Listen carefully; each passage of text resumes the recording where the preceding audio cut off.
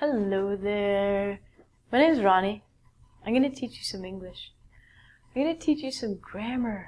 Yay. We love grammar. Grammar is hard, difficult, confusing, nerve-wracking. I hope to make this really, really simple for you. I'm going to teach you about conditionals. Now, a lot of people get really mixed up and confused and hate conditionals. I'm here to make it easy for you. In English, we have 4 conditionals.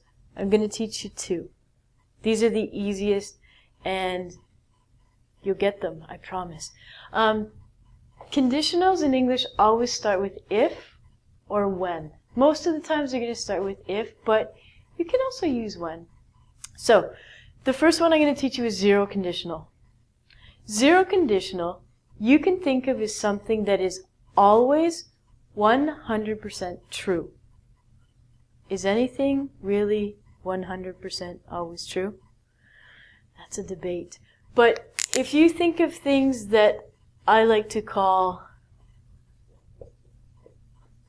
scientific things, things that have been tested and tried, experimented upon, you're going to come to the realization that some things are and will be 100%.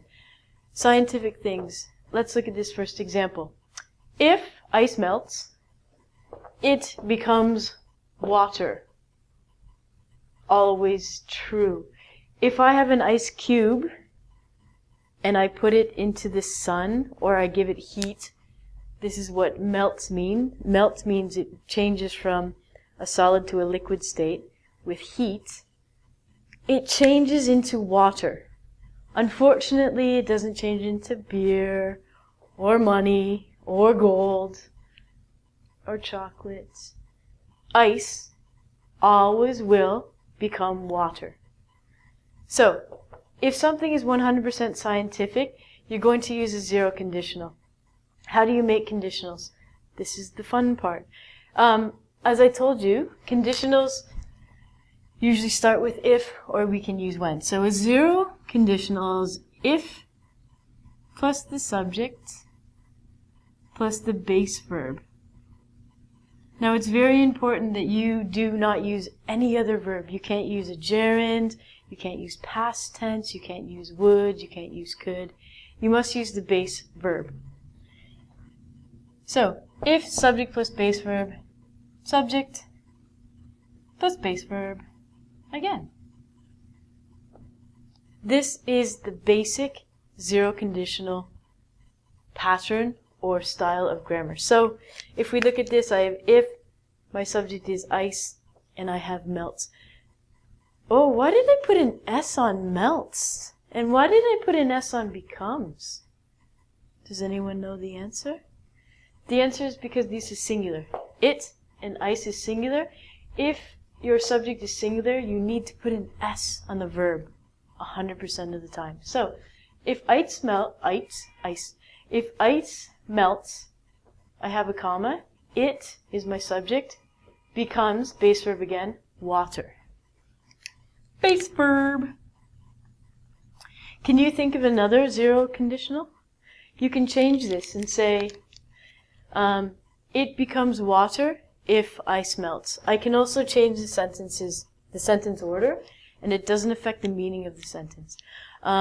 If I drink 200 shots of tequila, I will be very sick. I might die, but I become sick. Violently sick. I don't want to do it. Okay? The next one is your beautiful first conditional.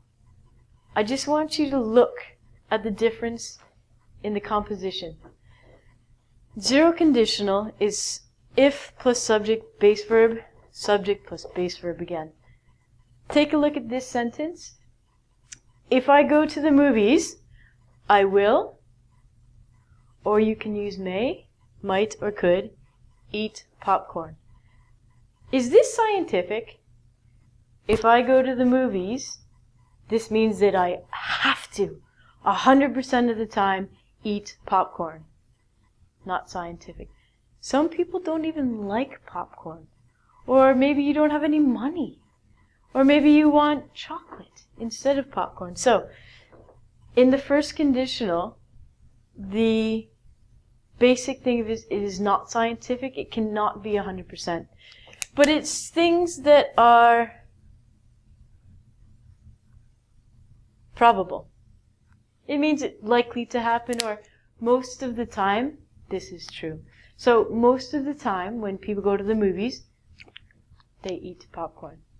Let's look at the structure of this one. In the zero conditional, this is the structure. Can you tell me what's different about the first conditional? We have if plus subject plus base. So this is going to be the same. If plus subject plus base. Then again we have subject. What are these guys doing here? Oh no! These are called modals. The modals in English are will, may, might, and could. In the zero conditional, we do not use a modal. It's bad. So, the only difference in structure between zero and first conditional is first conditional, you must use a modal. That's it. Yay, it's so easy. Wow, okay. So, if subject plus base, subject plus modal, and we don't even change the verb. It's the same base verb. Plus base. If you have any questions, or if you would like to request a video, go to ingvid.com. And you can do that, and I will answer. I promise.